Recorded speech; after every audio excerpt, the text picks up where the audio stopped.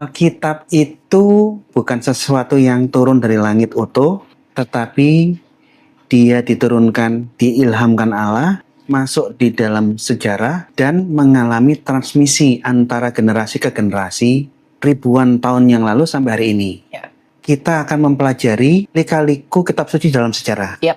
Teks Al-Quran yang pertama kali di saat Muhammad mengaku menerima wahyu dari Jibril, yang disampaikan oleh sahabat-sahabat, ditulis di zaman itu dalam bentuk paleo-araf. Belum ada nikut.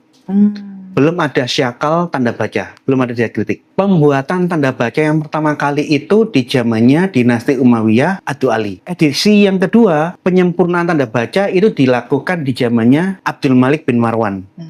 Dia memerintahkan gubernurnya Al-Hajjaj untuk menyempurnakan tanda syakal yang sudah dibuat pertama kali oleh Adu Ali. Masih ada lagi penyempurnaan huruf Arab di zamannya dinasti Abbasiyah, dilakukan oleh Khalil bin Ahmad tahun 791. Muhammad meninggal 623. Menurut penjelasan Gereja Pelo, Al-Quran ini banyak terjadi perubahan di dalamnya.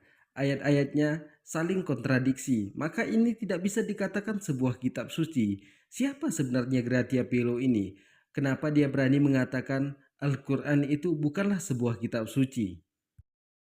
Mungkin teman-teman gak asing lah dengan nama Bambang Nursena, ya, salah satu tokoh Kristen yang ada di Indonesia. Ternyata Bambang Nursena ini dicari atau DPO, Bang. Iya. Gara-gara ada salah satu pendeta yang tertangkap di Malang. Kita akan sebutin namanya. Inisialnya aja Gracia Pelo. Itu bukan inisial. Oh, kalau inisial mah GA, GP. Ya kan? Lu sebutin semuanya. Oh, Gracia Pelo. Iya. Gracia Pelo ditangkap sama polisi gara-gara menista agama Islam dan menghina Nabi Muhammad SAW. Ditangkap nih. Si GP ini ngomong, Gracia Pelo nih. Apakah benar yang dikatakan oleh Gracia Pelo, Al-Quran bukanlah sebuah kitab suci karena banyak terjadi perubahan di dalamnya? Maka di sini kita akan mendengarkan bagaimana penjelasan dari Ustadz Pelixiau, mualaf yang sangat cerdas, yang banyak dikagumi oleh umat muslim dan non-muslim. Maka di sini jangan kemana-mana dulu, silakan nonton sampai selesai agar kita tidak gagal paham. Selamat menyaksikan.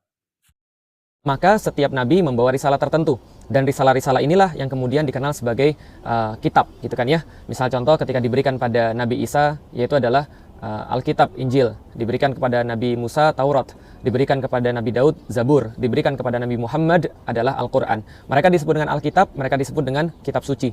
Maka Al-Quran adalah bagian daripada kitab suci yang Allah turunkan kepada manusia, kitab yang disucikan oleh manusia karena di dalamnya tidak ada tercampur perkataan-perkataan manusia, di dalamnya tidak ada keraguan di dalamnya tidak ada pertentangan di dalamnya justru adalah bagian daripada mukjizat, yaitu adalah sesuatu yang datang daripada Allah dan tidak ada yang dari yang lain, apalagi dari manusia.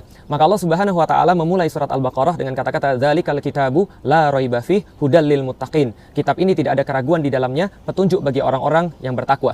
Kemudian Allah mengulangi kemudian di dalam surat Al-Baqarah, surat yang sama ayat ke-23, wa in kuntum fi raibim mimman nazzalna ala abdina fa'tu bi suratin min mithlih. Dan bila kalian tetap mengatakan atau tetap meragukan bahwa Al-Qur'an ini yang kami turunkan terhadap hamba kami Muhammad ini datang daripada Allah Subhanahu wa taala, maka coba datangkan satu surat yang semacamnya. Fa illam taf'alu wa lan taf'al. Dan kalian tidak akan dapat untuk melakukannya dan tidak akan pernah dapat untuk melakukannya. Kenapa? Karena ini datangnya daripada Allah Subhanahu wa taala.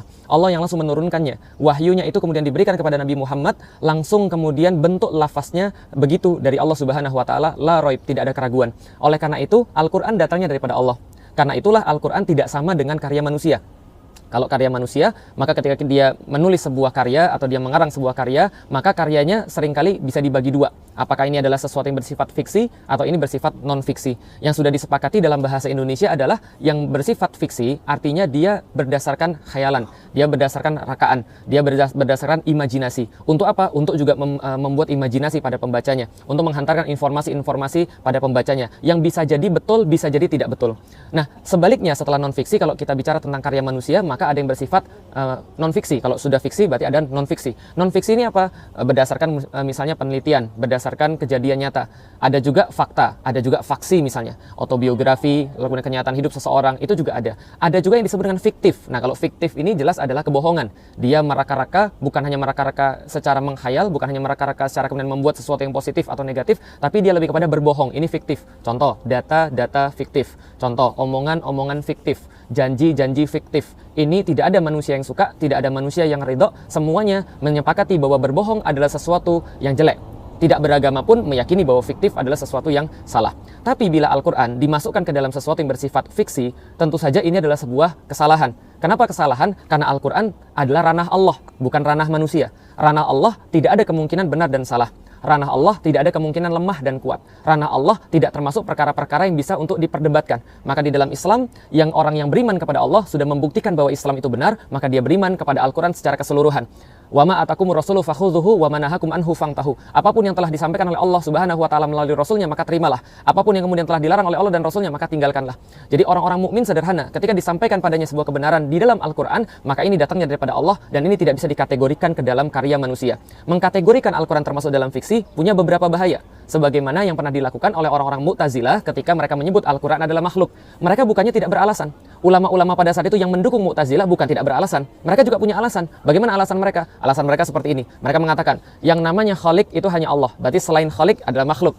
Maka selain Khalik, selain Allah adalah makhluk. Maka Al-Quran selain Allah juga adalah makhluk. Ini berbahaya. Kenapa? Ketika Mu'tazilah meyakini bahwa Al-Quran adalah makhluk, Al-Quran adalah makhluk Allah, berarti setiap makhluk punya keterbatasan, punya kelemahan, dan akan berakhir. Dia bisa salah, dia bisa benar. Seperti kita makhluk. Dia bisa lemah, dia bisa semangat. Dia bisa kemudian saat ini kemudian mendukung yang satu, dia bisa saat ini mendukung yang lain. Dia senantiasa berubah-ubah. Padahal Al-Quran tidak ada kemudian kesalahan di dalamnya, tidak ada kemudian keraguan di dalamnya. Ini yang harus difahami. Berbahaya ketika kita mengartikan Al-Quran adalah fiksi, berarti Al-Quran sudah turun derajatnya sama seperti novel. Novel fiksi, tulisan fiksi, narasi fiksi. Kita tidak mengatakan bahwa seluruh yang fiksi itu negatif atau seluruh yang fiksi itu jelek. Tapi kita menurunkan derajat Al-Quran daripada ranah Allah menuju ranah manusia. Ini yang dilakukan ketika Mu'tazilah mengatakan Al-Quran adalah makhluk.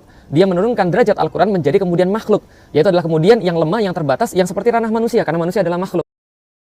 Kita sudah mendengarkan bagaimana penjelasan dari Ustadz Felix Xiao tentang kebenaran Al-Quran. Kalau Gratia Pelo membahas tentang Al-Quran, mengatakan Al-Quran itu ayat-ayatnya kontradiksi, kenapa tidak membahas Alkitab? Bahwa di Alkitab ini banyak sekali ayat-ayatnya bertentangan dengan ilmu pengetahuan, dengan sains, teknologi, embriologi. Tuhan yang menciptakan, kenapa Tuhan tidak tahu bagaimana cara menciptakannya di dalam Alkitab? Terlebih lagi di dalam Alkitab ini sampai detik ini, konsep ketuhanan itu masih membingungkan umat Kristen. Kalau mereka mengatakan Al-Quran itu banyak terjadi perubahan, bukankah itu terjadi pada Alkitab setiap tahunnya, ayatnya sering diganti, bahkan ada ayatnya yang kosong. Mungkin Tuhannya lupa menaruh firman-Nya.